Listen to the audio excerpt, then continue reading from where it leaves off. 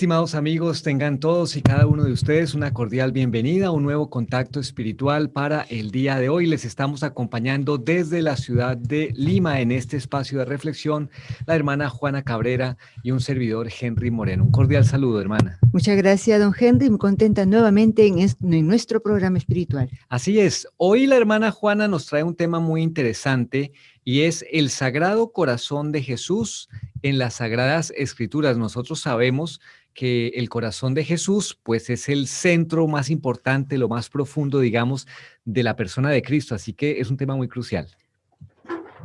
Sí, habíamos estado viendo en el programa anterior, para un poquito tomar la hilación de los temas, sobre el depósito de la fe. Habíamos hablado de la tradición, la Sagrada Escritura, el magisterio de la Iglesia. En esta ocasión vamos, como lo dice el título, el corazón de Cristo en las Sagradas Escrituras. Sabemos que toda la Escritura es inspiración divina y se dice que el corazón de Cristo late en cada palabra del Evangelio. De tal manera que los que queremos escuchar esos latidos del corazón de Jesús, pues abramos el Evangelio, leamos los Salmos, leamos el Antiguo y Nuevo Testamento, principalmente el Nuevo Testamento. Y para un poco centrarnos en este tema, el Catecismo de la Iglesia Católica, en el compendio del Catecismo de la Iglesia Católica, nos dice lo siguiente: en la condescendencia de su bondad, Dios, para revelarse a los hombres, les habla en palabras humanas. La palabra de Dios expresada en lenguas humanas se hace semejante al lenguaje humano, como la palabra del Eterno Padre, asumiendo nuestra débil condición humana, se hizo semejante a los hombres. A través de todas las palabras de la Sagrada Escritura, Dios dice solo una palabra, su verbo único, en quien Él se dice en plenitud. Porque Cristo, ¿no?, a través del Evangelio y sobre todo Dios Padre a través de Cristo nos hace conocerle a Él mismo, porque Él es, podríamos decir, la imagen, el reflejo del Padre. Por eso bien le decía a Tomás: quien me ha visto a mí, ha visto al Padre. Recordad que es una misma palabra de Dios la que se extiende en todas las Escrituras, que es un mismo verbo que resuena en la boca de todos los escritores sagrados, el que, siendo al comienzo Dios junto a Dios, no necesita sílabas porque no está sometido al tiempo. Por esta razón, la Iglesia ha venerado siempre las divinas Escrituras como venera también el cuerpo del Señor. No cesa de presentar a los fieles el pan de vida que se distribuye en la mesa de la palabra de Dios y del cuerpo de Cristo. Yo creo que es una cosa tan profunda en el sentido de que uno inmediatamente intenta conectar la imagen que uno podría tener de Dios desde nuestra finitud, desde nuestra pequeñez, y uno escucha en el Evangelio cosas como que Dios es luz, por ejemplo. Así. Sin embargo, Él, siendo esa luz inaccesible, digamos, y que tantas veces en las Escrituras se cita así, se abaja, se mete en nuestro lenguaje, en nuestra manera de comunicarse, y por eso lo asociamos como el verbo, ¿no? Y nos deja todo el legado, toda su voluntad, todo su querer y el plan de salvación que tiene con nosotros, justamente en las Sagradas Escrituras. Así es. Por eso es que da mucha pena cuando nosotros no le brindamos esa real importancia que tiene leer la Sagrada Escritura todos los días, alimentarnos en familia con la palabra de Cristo, que es la manera como podemos nosotros conocer mejor ese corazón de Cristo, conocer qué es lo que quiere Dios para mí. Ahí está todo en la Sagrada Escritura. En el Antiguo Testamento nos hace ver toda esa tradición, toda esa historia, y luego el anuncio del verbo, que luego lo vemos en el Nuevo Testamento, toda la labor que hizo Cristo, que realizó su labor de Salvador, de Mesías que vino a salvarnos y que está manifiesto a través de los escritores, ¿no? Ya sabemos que quién es el inspirador de la Sagrada Escritura, quién lo escribió. El Espíritu Santo. El Espíritu Santo es Dios. Muchas veces se confunde y se dice que son cosas de hombres, porque lo escribieron, es verdad, lo escribieron los apóstoles, pero bajo la inspiración divina. Y es muy bonito esto, ¿no? El Padre le pone esa misión al Hijo, el Hijo viene a traer esa palabra del Padre y él en obediencia la deja aquí.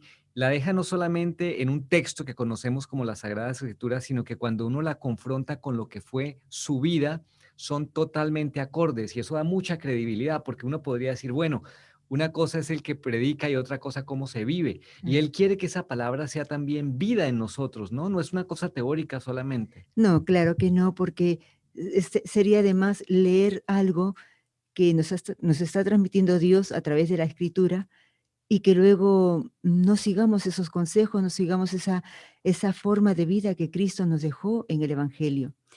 Dice el Catecismo también que la Santa Madre Iglesia, según la fe de los apóstoles, reconoce que todos los libros del Antiguo y del Nuevo Testamento, con todas sus partes, son sagrados y canónicos, en cuanto que escritos por inspiración del Espíritu Santo, tienen a Dios como autor y como tales han sido confiados a la Iglesia.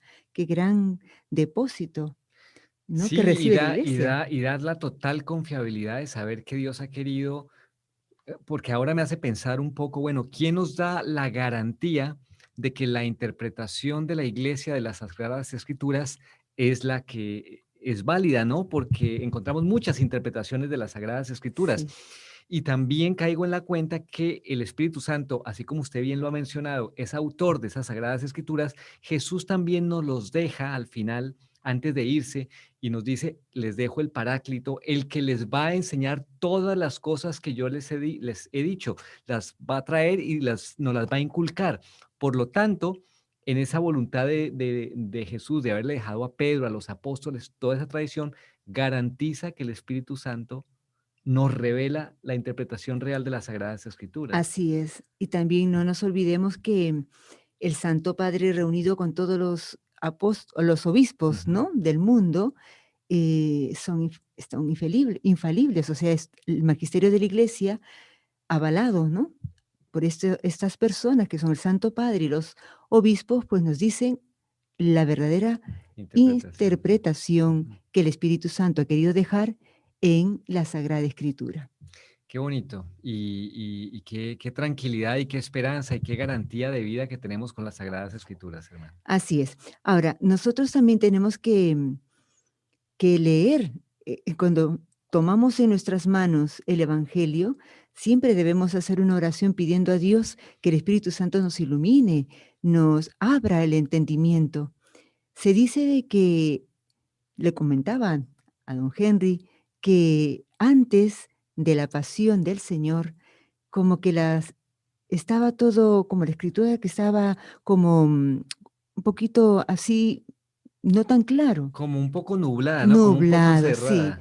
así es. Luego, cuando ya el Señor entrega su vida por nosotros y ese corazón es atravesado por esa espada y ese corazón es abierto para nosotros, es ahí cuando se aclara la inteligencia y podemos comprender mejor la Sagrada Escritura. Claro, y eso también obedece a que muchos de los pasajes de las Sagradas Escrituras no se podían llegar a comprender hasta que no se comprendiera la vida de Cristo y por qué vino al mundo y que Él nos revelara esa Santísima Trinidad, porque nosotros por nuestra propia cuenta jamás hubiéramos llegado a ese tipo de verdades. Y teniendo ya claro que todas las Sagradas Escrituras hablaban de que Él venía, ¿no? Entonces Así es, era muy difícil poder entenderlo antes, ver que esto iba a ser una realidad, digamos. así es. Pero también, como en algún otro momento hemos tocado este punto, la Santísima Virgen María, San José, que eran tan fieles, ¿no? Los Fieles, los justos. justos, ellos, como también Santa Isabel, San Zacarías, fieles a la tradición, fieles al Antiguo Testamento, a las Escrituras que en ese tiempo en pergamino se tenía, Bueno, de ¿verdad? hecho, se puede decir que ellos tuvieron una luz muy especial, Muy ¿no? Porque especial, eran así los es. que verdaderamente cumplían de corazón esas sagradas escrituras, que no era simplemente un cumplimiento normativo como lo venían haciendo los fariseos, los escribas, pero lo hacían de corazón Así y es. reciben toda la luz, digamos, profética en ese sentido. Sí, el Señor también siempre asiste cuando ve un corazón sincero de querer conocerlo, como lo dice, ¿no? El que me busca, me encuentra, porque lo buscamos, porque queremos conocerle y queremos amarle. Nos dice también el Concilio Vaticano II, señala 3 criterios para una interpretación de la Escritura conforme al espíritu que la inspiró. La primera es prestar una gran atención. Segundo, leer la Escritura en la tradición viva de toda la Iglesia. Y tercero, estar atento a la analogía de la fe. La primera, prestar una gran atención al contenido y a la unidad de toda la escritura. En efecto, por muy diferentes que sean los libros que la componen, la escritura es la escritura es en razón de la unidad del designio de Dios, del que Cristo Jesús es el centro y el corazón abierto desde su Pascua. Claro, leerlas, por eso lo que usted decía en relación a que solamente después de la muerte, pasión, muerte y resurrección de Jesucristo podemos llegar a tener la luz, digamos, completa de lo que son las Escrituras, porque Cristo es el centro. Se está anunciando esa alianza que nosotros rompemos en el origen, en el Génesis, pero Dios va haciendo alianzas con su pueblo de cara a esa Así, redención que nos va a traer con Cristo.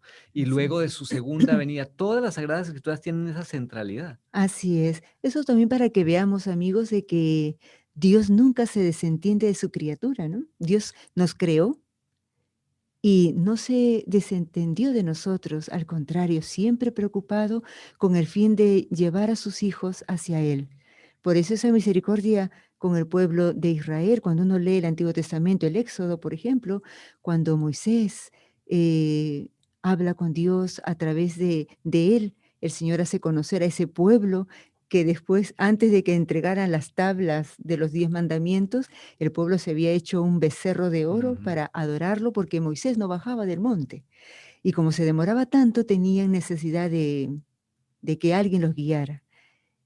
Y fíjense ustedes, a pesar de un pecado muy grave, el adorar a un becerro teniendo al Dios vivo presente Y con además ellos. en cosas tan recientes como haber visto todos los milagros que había hecho por ellos, Así es. eso muestra un poco la condición del ser humano cuando nos apartamos de Dios.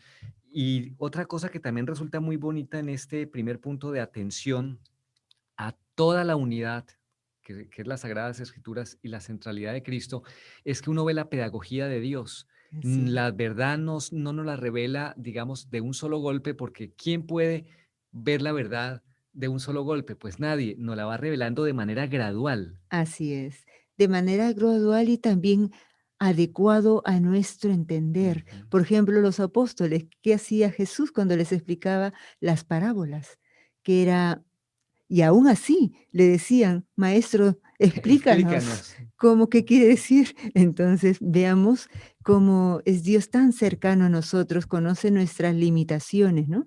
Por eso, cuando nosotros tengamos la oportunidad de desempolvar nuestras Biblias que están ahí a veces arrumaditas, realmente es una gracia muy especial de que podamos tener en nuestras manos y en familia poder leerla.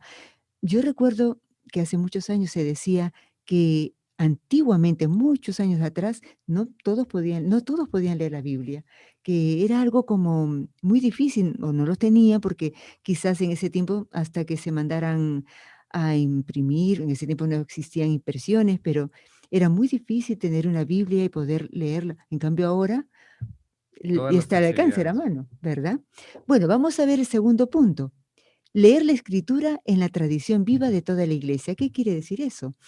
Según un adagio de los padres, dice, la Sagrada Escritura está más en el corazón de la iglesia que en la materialidad de los libros escritos. En efecto, la iglesia encierra en su tradición la memoria viva de la palabra de Dios y el Espíritu Santo le da la interpretación espiritual de la Escritura. Y esto es precioso. Pero primero hay que entender qué es la iglesia, porque uno podría pensar que son las paredes, ¿no? Y No, el corazón de la iglesia, como el corazón de las paredes, no. La iglesia somos nosotros. así es. Uno podría pensar, cuando lee las Sagradas Escrituras, que esto es una cuestión de personas muy específicas y muy santas, y que si la centralidad de todo la tiene Cristo, pues uno podría decir muy bien por Cristo porque Él es Dios. Pero nosotros, los católicos de a pie, ¿cómo podemos alcanzar esas cotas? Y resulta que esta tradición viva nos está diciendo que existen los santos, por ejemplo, seres humanos como nosotros, que se abrieron a la verdad de esas sagradas escrituras y quisieron hacer viva la palabra en ellos, y son modelos para nosotros. Así es. Si bien es cierto, los santos son personajes que Dios a cada uno le va pidiendo algo, quizás unos menos, a otros más. Quizás nosotros no lleguemos a ser mártires, no tengamos que morir de esa manera, pero a todos sí que nos pide vivir con fidelidad y cuanto más perfecto se pueda vivir el Evangelio, ¿no? Los consejos evangélicos sobre todo. De hecho, en el Concilio Vaticano II se nos recalca que todos estamos llamados a la santidad. Lo que pasa es que le tenemos miedo, un poquito de miedo a esa palabra y de respeto, ¿no?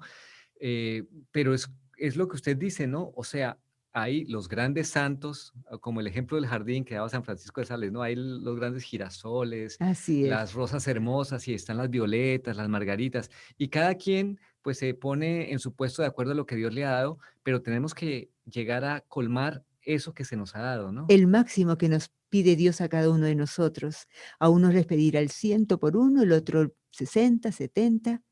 Y nadie debe sentirse mal si no tiene lo que el otro tiene, porque a cada uno nos pide Dios una medida, Claro. ¿verdad? Así es que todos tranquilos porque Dios nos ayuda a llegar a esa medida, si lo queremos. Pues esa es la tradición viva, esa es la tradición viva. Y es muy amplia porque en toda esa tradición tenemos doctores, tenemos mártires, Así es, tenemos santos, tantos ejemplos, tantas medidas que uno puede así decir, es, ah, con ese de ahí yo siento como una inclinación especial, ese me dice algo más que este otro. Y creo que eso está bien, ¿no? Eso así es. ayuda, ¿no? Me estoy acordando en este momento de un jovencito, Carlo Acutis. Carlos Acuti. Joven, ¿de cuántos años? Creo que 14, ¿no?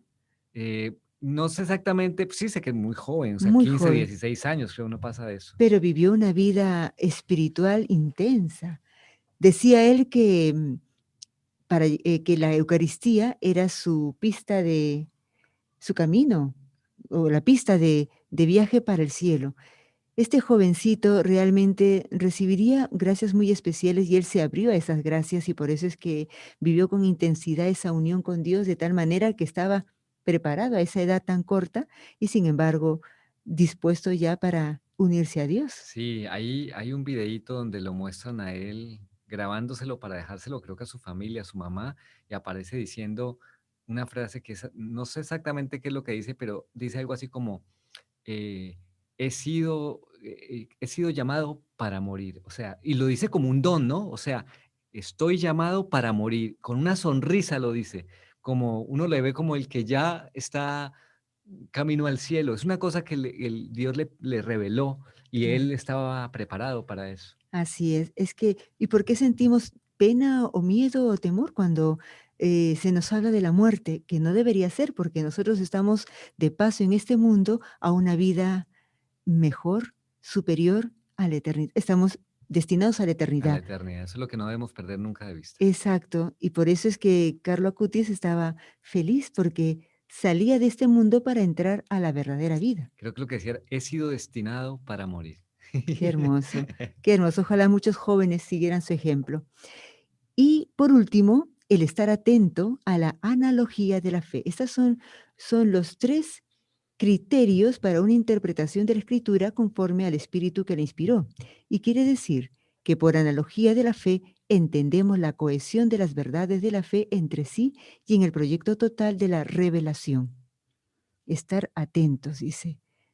Esa cohesión, ¿no? Claro, Esa es decir, entonces la fe está compuesto digamos, de muchas sentencias, así de es, muchas perspectivas que están todas unidas y forman una unidas. unidad, ¿no? Así es. Por ejemplo, a mí se me ocurre pensar una riqueza que tenemos nosotros, justamente la Iglesia Católica, es que tenemos este gran depósito de la fe y una verdad es esa fe, otra verdad es la tradición viva, otra verdad es el magisterio y no podemos decir, no, yo me quedo solamente con este aspecto de la fe, con esto puedo vivir, sino que estamos llamados a acoger toda esa fe como una unidad. Claro, Y así eso es. es un regalo muy grande. Sí, por eso nosotros, debemos estar muy agradecidos a Dios y sobre todo saber corresponder a ese gran amor de Dios, porque nos brinda todos los medios.